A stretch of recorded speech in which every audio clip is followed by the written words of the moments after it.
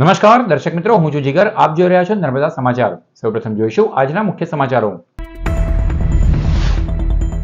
Karjan public સ્કૂલની overloaded વિદ્યાર્થી ભરેલી બસ સીધી જ લઈ જવાઈ આમોદ પોલીસ મથકે.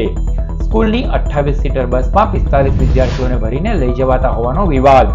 35 કિલોમીટર સુધી ઊભા જતા બાળકોને લઈને ગામ વચ્ચે વાલીઓમાં સંબંધો વણસતા હતા. દહેજ ઔદ્યોગિક વસાહત રોડ માર્ગે નિર્ભરતા ઘટાડવા હવાઈ અને જળ માર્ગ અપનાવી આત્મનિર્ભર બનશે. દહેજથી હેલિકોપ્ટર અને જહાજ સર્વિસનો પ્રસ્તાવ મુકાયો. ઉત્કર્ષ 2માં દહેજ ઇન્ડસ્ટ્રીયલ એસોસિએશને વિઝન 2035 રજૂ કર્યું. દહેજ જીઆરડીસીને દેશની આદર્શ વસાહત તરીકે વિકસાવવાની વ્યક્ત કરાયેલી નેમ.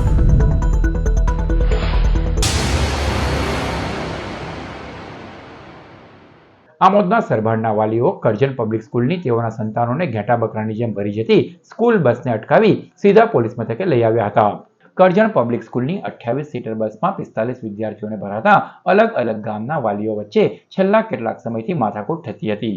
અંદરોઅંદર એક ગામના બીજા ગામના વાલીઓ સાથે સંબંધ વણસી રહ્યા હતા. કારણ હતું કરજણ પબ્લિક સ્કૂલની બસ, જેમાં 28 સીટર સ્કૂલ બસમાં 45 વિદ્યાર્થીઓને રોજ લાવવા લઈ જવામાં આવી રહ્યા હતા.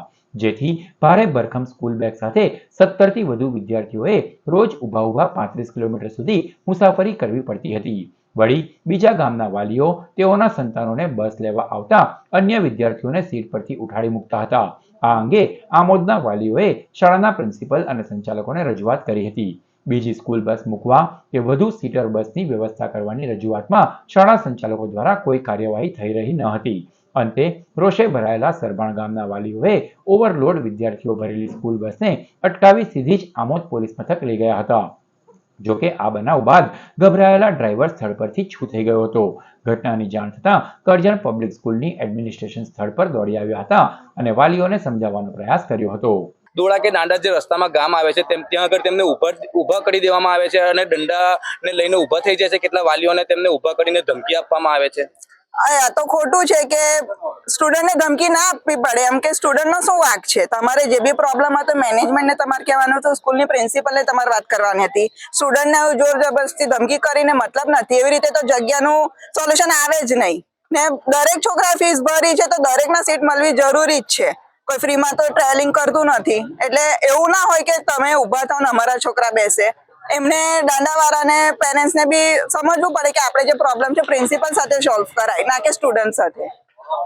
શું આપણે આવનાર સમયની અંદર શું તમારી રજૂઆત રહેશે બેન? સોલ્યુશન લાવે. કાં તો બસ નાની પડતી હોય તો બીજી ટ્રાન્સપોર્ટેશન માટે બસ મુકાવે. કે એક જ બસમાં આટલા બધા સ્ટુડન્ટો ના ટ્રાવેલિંગ કરી શકે ને. મિનિમમ સીટ છે, દરેક સ્ટુડન્ટને દરેક સીટ મળવી જરૂરી છે ને. કલાકનો રસ્તો ટ્રાવેલિંગ છે, કલાક છોકરું બેગ વજન લઈને ઊભું તો ના રહી શકે. કેટલા કિલોમીટર તમારા વિદ્યાર્થીઓ અભ્યાસ કરે છે? આજ રોજ સ્કૂલ બસ એક તો પહેલા તો બાળકો એમાં ઓવરલોડ જાય છે, બેસવા માટે જગ્યા નથી રહેતી. એના કારણે આજુબાજુના ગામના છોકરાઓના માતા પિતાઓ સાથે અમારો ઇન્ટરનલ ઇસ્યુ થાય છે, સંબંધો બગડે છે ને. આ રજૂઆત વારંવાર સ્કૂલ મેનેજમેન્ટ પ્રિન્સિપલને પણ કરવામાં આવી છે, પણ આટલું કહેવા છતાં આજ સુધી હજી કોઈક પરફેક્ટ એનું સોલ્યુશન મળ્યું નથી. તો અમે એ જ આશા રાખીએ છીએ કે એનું વહેલી તકે કોઈક નિરાકરણ લાવે, કારણ કે હવે આ વસ્તુ આગળ વધારે વધે છે ને જેના કારણે અમારા ઇન્ટરનલ સંબંધો બગડે છે. આજુબાજુ ગામના જે બી છોકરાઓ આવે છે એમના બાળકો પણ ફીસ ભરીને એમને પણ બેસવાનો એટલો જ અધિકાર છે, પરંતુ બસમાં એટલી જગ્યા છે નહીં કે બધા સીટમાં બેસી શકે. તો સ્કૂલ મેનેજમેન્ટ એ રજૂઆત છે કે યા તો એની સ્કૂલ બસ મોટી કરો વધારે સીટરની, જેના કારણે દરેક સ્ટુડન્ટ આરામથી બેસીને જઈ શકે. દહેજ ઇન્ડસ્ટ્રીયલ એસોસિએશન દ્વારા હાંસોટના સાહોલ રિસોર્ટ ખાતે 3 દિવસનો ઉત્કર્ષ 2 વર્કશોપ આયોજિત કરાયો, જેમાં ડીઆઈએ તેઓની માળખાકીય વિકાસની યોજનાઓ માટે વિઝન 2035 રજૂ કર્યું. કાર્યક્રમનો મુખ્ય હેતુ દહેજ ઔદ્યોગિક વસાહતને આગામી સમયમાં સમગ્ર દેશની આદર્શ ઔદ્યોગિક વસાહત તરીકે વિકસાવવાનો હતો, જે માટે જરૂરી ઇન્ફ્રાસ્ટ્રક્ચર, નીતિ વિષયક જરૂરિયાતો તથા ભવિષ્યની દિશાનો અભ્યાસ વિચારણા કરાઈ હતી. દહેજ ઇન્ડસ્ટ્રીઝ એસોસિએશનની મેનેજિંગ કમિટી, દહેજના વિવિધ ઉદ્યોગોના પ્રતિનિધિઓ તેમજ અનેક સરકારી વિભાગોના વરિષ્ઠ અધિકારીઓ ઉપસ્થિત રહ્યા હતા. દહેજ ઇન્ડસ્ટ્રીઝ એસોસિએશનના પ્રમુખ ડોક્ટર સુનિલ ભટ્ટ તથા મેનેજિંગ કમિટી મેમ્બરો દ્વારા એસેટના સર્વાંગી વિકાસ માટે હાથ ધરવામાં આવેલા ઇન્ફ્રાસ્ટ્રક્ચર પ્રોજેક્ટ્સ તેમજ આગામી યોજનાઓ અંગે વિગતવાર પ્રેઝન્ટેશન રજૂ કરાયું. જનરલ સેક્રેટરી બલદેવ આહિરે માહિતી આપી હતી કે ભરૂચ દહેજ રોડના નવીનીકરણનું કામ ઝડપથી આગળ વધી રહ્યું છે. આવનારા 1 વર્ષમાં પૂર્ણ થાય તેવી શક્યતા છે, જે બાદ એક્સપોર્ટ અને ઇમ્પોર્ટની કામગીરીમાં સરળતા અને ઝડપ મળશે. વાઇસ પ્રેસિડેન્ટ મહેન્દ્રસિંહ રાણાએ દહેજ એક્સપો 2025ના ખૂબ જ સફળ આયોજન વિશે માહિતી આપી. DGVCL દ્વારા દહેજ વિસ્તારમાં smart grid, green network, underground cabling, સબસ્ટેશનની ક્ષમતા વૃદ્ધિ તેમજ સતત વીજ સેવા માટે હાથ ધરેલા મહત્વપૂર્ણ પગલાં રજૂ કરાયા. રેલવે દ્વારા દહેજ અને આસપાસના વિસ્તારો માટે ભવિષ્યના લોજિસ્ટિક આયોજન અંગે પ્રેઝન્ટેશન અપાયું. GHV લિમિટેડ દ્વારા ભરૂચ દહેજ એક્સપ્રેસવેના નિર્માણ કાર્યની પ્રગતિ, પ્રોજેક્ટ કી પ્લાન અને ટ્રાફિક ડાયવર્ઝન પ્લાન પર રજૂઆત કરાઈ. ઇન્ડિગો સીવેઝ પ્રાઇવેટ લિમિટેડ દ્વારા દહેગામ, હજીરા, મુંબઈને જોડતી કાર્ગો સર્વિસ શરૂ કરવાની યોજના અંગે માહિતી અપાઈ હતી. ઇન્દ્રા એવિએશન દ્વારા અમદાવાદ, વડોદરા, સુરત, દહેજ વચ્ચે હેલિકોપ્ટર સર્વિસ શરૂ કરવાનો પણ પ્રસ્તાવ મૂકવામાં આવ્યો. અંતે પ્રમુખ, જનરલ સેક્રેટરી, ખજાનચી, ઉપપ્રમુખ સહિત મેનેજિંગ કમિટી મેમ્બર દ્વારા દહેજના સર્વાંગી વિકાસ માટે સંકલિત પ્રયત્નો ચાલુ રાખવાની ખાતરી અપાઈ હતી. ભરૂચની એમિકસ ઇન્ટરનેશનલ સ્કૂલ ખાતે વિદ્યાર્થીઓમાં વિજ્ઞાન પ્રત્યેની અભિરુચિ વધારવાના ભાગરૂપે વિક્રમ સારાભાઈ સ્પેસ એક્ઝિબિશનનું આયોજન કરાયું. સોમવાર તારીખ 17મી નવેમ્બરના રોજ ભરૂચની એમિકસ ઇન્ટરનેશનલ સ્કૂલ ખાતે વિક્રમ સારાભાઈ સ્પેસ એક્ઝિબિશનનું આયોજન કરાયું હતું. જિલ્લા શિક્ષણાધિકારી સ્વાતિબા રાવલ તથા ઇસરોના વૈજ્ઞાનિક શ્રી સાવન લાખિયાના વિશેષ ઉપસ્થિતિમાં યોજાયેલ એક્ઝિબિશનમાં સ્પેસ ટેકનોલોજીને લગતા વિવિધ મોડલ્સનું વિદ્યાર્થીઓ દ્વારા સુંદર નિદર્શન કરાયું હતું. કાર્યક્રમમાં MET પરિવારના રણછોડ શાહ, એમિકસ સ્કૂલના ઉત્પલ શાહ, આચાર્ય, શિક્ષકો તથા મોટી સંખ્યામાં બાળ વૈજ્ઞાનિકો ઉપસ્થિત રહ્યા હતા. અને કદાચ ઈસરો જેની ચર્ચા આજે દુનિયાભરમાં છે, ચંદ્રયાન, મંગળયાન, તમે બધા જ પરિચિત છો.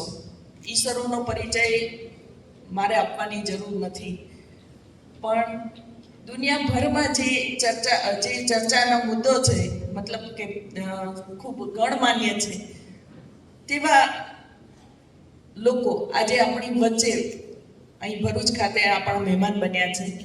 આ જે છે બહુ સરસ એક તમને એક મોકો મળ્યો છે કે તમે જાતે ડેવલપ કરો.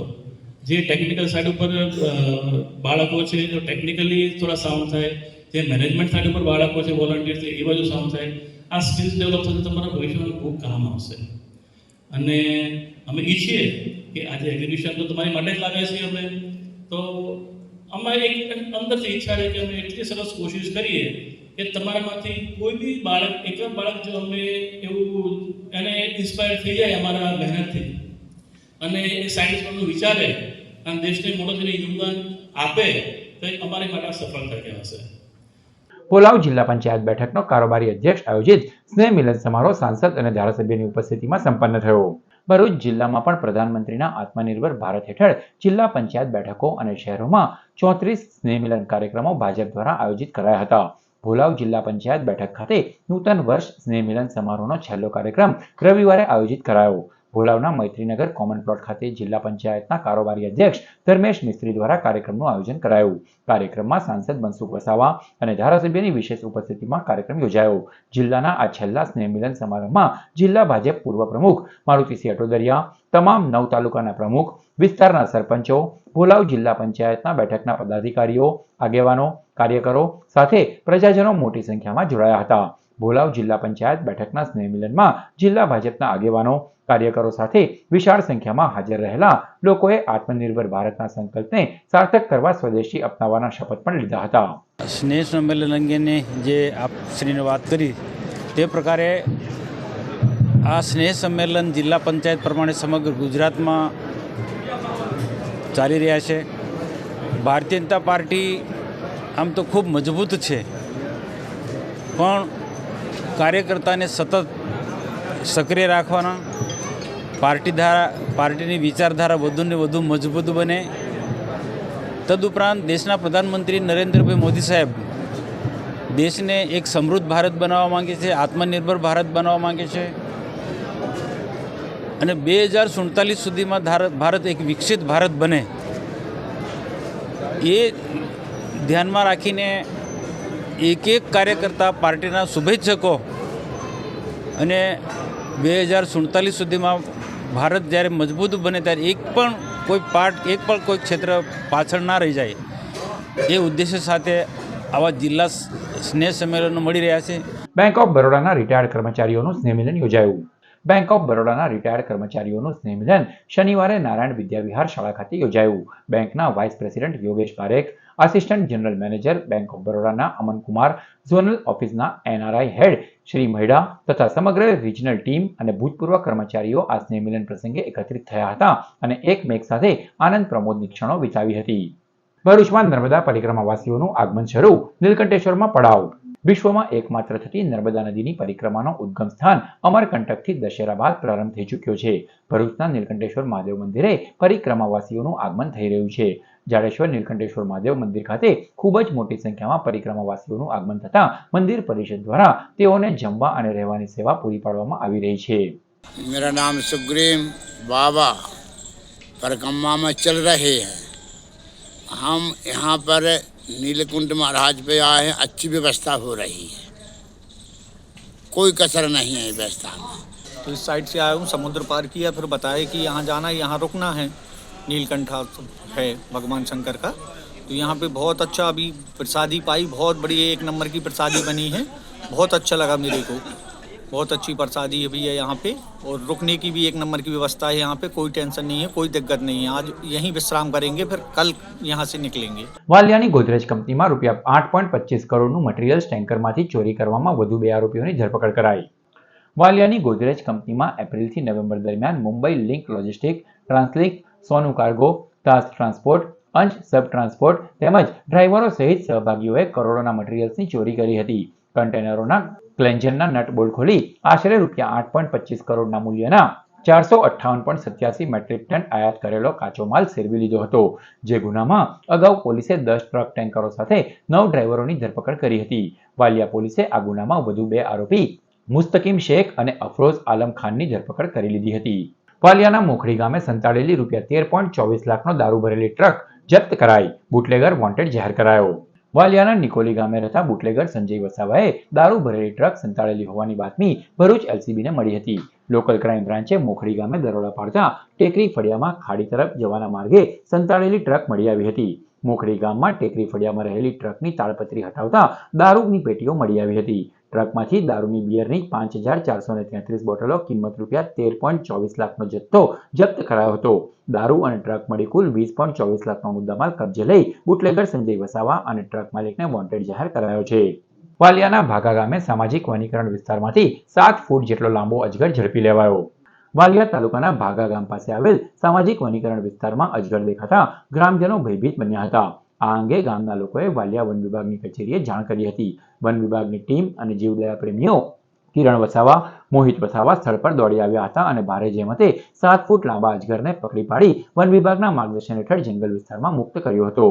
ઝઘડિયાની આરતી ઇન્ડસ્ટ્રીઝના ફિલ્ડ ઓપરેટરે દિવસમાં 4 થી 6 હજાર કમાવાના ટાસ્કમાં રૂપિયા 2.19 લાખ ગુમાવ્યા. ભરૂચની રામવાટિકામાં રહેતા મિલન પરમાર ઝઘડિયાની આરતી ઇન્ડસ્ટ્રીઝમાં ફિલ્ડ ઓપરેટર તરીકે કામ કરે છે. ગત 3 ઓક્ટોબરે તેઓના મોબાઈલ પર એક વોટ્સએપ મેસેજ આવ્યો હતો. મેસેજમાં પોતાનું નામ આરુષિ કહી ક્યુબ રિસર્ચ એન્ડ ટેકનોલોજીસના લીડર હોવાની ઓળખ આપી હતી. દિવસમાં 4 થી 6 હજારની લાલચ આપતા ફિલ્ડ ઓપરેટર ભરમાઈ ગયા હતા. અલગ અલગ લિંક ટાસ્ક અને તેમાં 5 સ્ટાર આપવાના ધંધે યુવાન લાગી ગયો હતો. જે બાદ ટેલિગ્રામ પર તેને 4 લોકોએ એક બાદ એક કોન્ટ્રાક્ટ કરી પહેલા 3,160 ચૂકવ્યા. આગળના ટાસ્ક માટે 2,000 થી શરૂઆત કરી યુવાનને તેની સામે વધુ રૂપિયા આપી વિશ્વાસમાં લઈ લેવાયો હતો. અંતે આ ટાસ્કની રકમ 2.19 લાખ પર પહોંચી હતી. જેમાં વધુ રકમ માંગતા અંતે ફિલ્ડ ઓપરેટર મિલન કુમારને તેઓ સાયબર ફ્રોડનો ભોગ બન્યાનું જ્ઞાન થતાં સી ડિવિઝનમાં ફરિયાદ આપી હતી. અંકલેશ્વર 3 રસ્તા સામે આવેલ પેટ્રોલ પંપ પર ઓછું પેટ્રોલ મળ્યાની ગ્રાહકની રાવ. અંકલેશ્વર 3 રસ્તા સામે આવેલ ઇન્ડિયન કંપનીના પેટ્રોલ પંપ પર સોમવારે એક વ્યક્તિ કારબા લઈને પેટ્રોલ લેવા ગયો હતો. જેમાં ઓછું પેટ્રોલ આવતા તેણે પંપ પર ગરબડીનો આરોપ લગાવ્યો હતો. મેનેજરે દોડી આવી કારબામાં પેટ્રોલ બાષ્પીભવન થઈ ઉડી જતા ઘટ આવી હોવાની કેફિયત વ્યક્ત કરી હતી. જોકે ગ્રાહકે તે નહીં માનતા અંતે પેટ્રોલ પંપ સંચાલક દ્વારા ઘટ રહેલું પેટ્રોલ આપી તેને સંતોષવામાં આવ્યો હતો. હું જ્યારે હમણાં પેટ્રોલ પંપ પર આવ્યો ત્યારે મને એ લોકોએ એવું કીધું કે મેં પેટ્રોલ પુરાવ્યું 2100 રૂપિયાનું ઓનલાઈન, તો મને પેટ્રોલ ઓછું લાગ્યું. તો મેં એમના વાત કરી કે ભાઈ જ્યાં આવી રીતે થયું તો ભાઈ મને એવું કીધું કે નહીં ઓછું હોય તો મેં મપાવું તો 20 લીટરના અંદર પેટ્રોલ ઓછું નીકળ્યું. તો તો એમના મેનેજર ભરૂચ ગયેલા હતા, મેનેજરને બોલાવા, મેનેજરે કીધું કે તમને અમે 2 લીટર નાખી દે, પણ મને સંતોષ નથી. એનું કારણ કે સાહેબ એવું છે કે કાલે ઉઠીને મારા પેટ્રોલ પંપ મારા અંદર કાલે ઉઠીને બીજા કોઈના અંદર ઓછું આવ્યું તો સાહેબ. મારું નામ કલ્પેશ પટેલ છે. મને કસ્ટમરને તકલીફ થઈ હતી કે ભાઈ તમારો પેટ્રોલમાં ઓછું આવે છે, તો હું આવીને તાત્કાલિક ચેક કર્યું મારો પંપ પર બરાબર હતું. કસ્ટમરને બતાવ્યું, કસ્ટમરે કીધું ના બરાબર છે, પણ એમને જે કાર્બામાં લીધું હતું કાર્બામાં તમે માપો એટલે થોડું ઘણું તો ઉડવાનું જ છે. એટલે કસ્ટમરને થોડું દુઃખ થયું. પછી મેં એમનો પ્રોબ્લેમ સોલ્વ કરી દીધો કે ભાઈ તમારે જે કંઈ તકલીફ છે હું તમને દૂર કરી આપું છું. એમને તકલીફ દૂર કરી આપી, એ ભાઈ ચાલ્યા ગયા. સ્ટેચ્યુ ઓફ યુનિટીના સાનિધ્યમાં પ્રથમ વખત નેશનલ કક્ષાની સાયક્લોથોન યોજાઈ. ધ યુનિટી ટ્રેલ 2 દિવસ રાષ્ટ્રીય સ્તરની સાયકલિંગ ઇવેન્ટ યોજાઈ હતી. દેશના 21 રાજ્યોમાંથી 160 કરતાં વધુ સાયકલિસ્ટો, 121 પુરુષ અને 39 મહિલા સાયકલિસ્ટ જોડાઈ હતી. ગુજરાતમાંથી 18 જેટલા સાયકલિસ્ટ સહભાગી બન્યા. પ્રોફેશનલ સાયકલિસ્ટો સાથે રેલવે અને એરફોર્સના સાયકલિસ્ટ પણ સામેલ થયા. 2 દિવસીય કાર્યક્રમના પ્રથમ દિવસે 5 કિલોમીટરની આ સાયક્લોથોનમાં દેશના વિવિધ રાજ્યોમાંથી 650થી વધુ સાયકલિસ્ટોએ ભાગ લીધો હતો. બીજા દિવસ સોમવારે પણ 20 કિલોમીટરના સર્ક્યુલર રૂટને આ સાયક્લોથોન માટે નક્કી કરાયો. બંને વિભાગો 100 કિલોમીટર અને 60 કિલોમીટરમાં પ્રથમ ક્રમાંકને ₹3 લાખ, બીજાને ₹2 લાખ અને તૃતીય ક્રમાંકને 1 લાખનું રોકડ ઇનામ અપાયું હતું. સાથે અન્ય 13 સ્પર્ધકોને પ્રોત્સાહન રૂપે રોકડ ઇનામો પણ અપાયા હતા. સમાચાર પૂર્ણ કરતા પહેલા મુખ્ય સમાચારો પર ફરી એક નજર. કરજણ પબ્લિક સ્કૂલની ઓવરલોડેડ વિદ્યાર્થી ભરેલી બસ સીધી જ લઈ જવાઈ આમોદ પોલીસ મથકે. સ્કૂલની 28 સીટર બસમાં 45 વિદ્યાર્થીઓને ભરીને લઈ જવાતા હોવાનો વિવાદ. 35 કિલોમીટર સુધી ઊભા જતા બાળકોને લઈને ગામ વચ્ચે વાલીઓમાં સંબંધો વણસતા હતા.